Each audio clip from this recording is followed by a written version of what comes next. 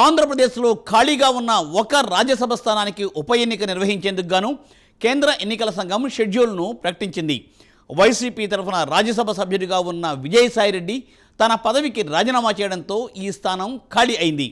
ఈ స్థానం భర్తీ చేసేందుకు ఎన్నికల సంఘం ప్రక్రియను ప్రారంభించింది. Let us watch the story.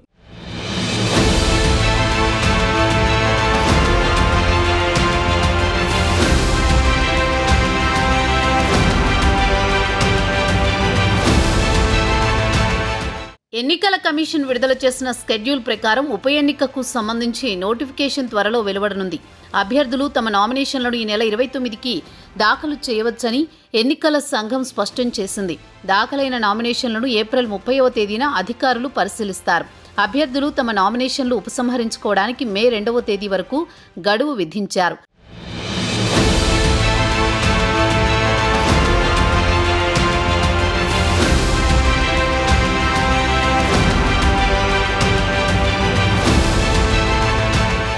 అనంతరం మే 9న ఉదయం నుంచి సాయంత్రం వరకు పోలింగ్ నిర్వహించనున్నట్లు కేంద్ర ఎన్నికల సంఘం తెలిపింది. పోలింగ్ ప్రక్రియ ముగిసిన వెంటనే అదే రోజు సాయంత్రం 5 గంటల నుంచి ఓట్ల లెక్కింపు కార్యక్రమాన్ని చేపట్టి ఫలితాన్ని వెల్లడిస్తారు.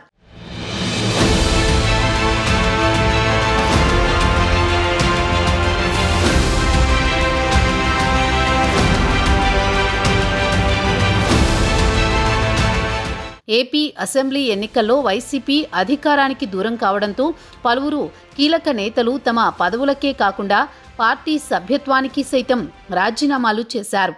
ఈ క్రమంలోనే ఆ పార్టీ జాతీయ ప్రధాన కార్యదర్శి రాజ్యసభ సభ్యుడిగా ఉన్న విజయసాయిరెడ్డి తాను రాజకీయాల నుంచి తప్పుకుంటున్నట్టు ప్రకటించారు.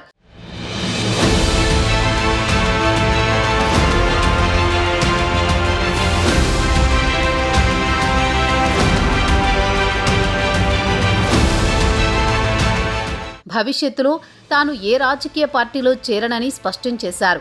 పూర్తిగా వ్యక్తిగత కారణాలతో రాజీనామా చేస్తున్నానని, భవిష్యత్తులో వ్యవసాయం చేసుకుంటానంటూ విజయసాయిరెడ్డి వెల్లడించారు.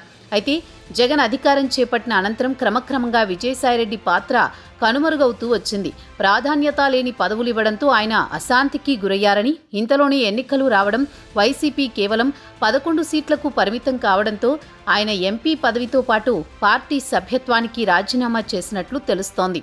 అయితే సంఖ్యాబలం ఆధారంగా కూటమి ప్రభుత్వానికే ఎంపీ స్థానం దక్కే అవకాశం ఉంది.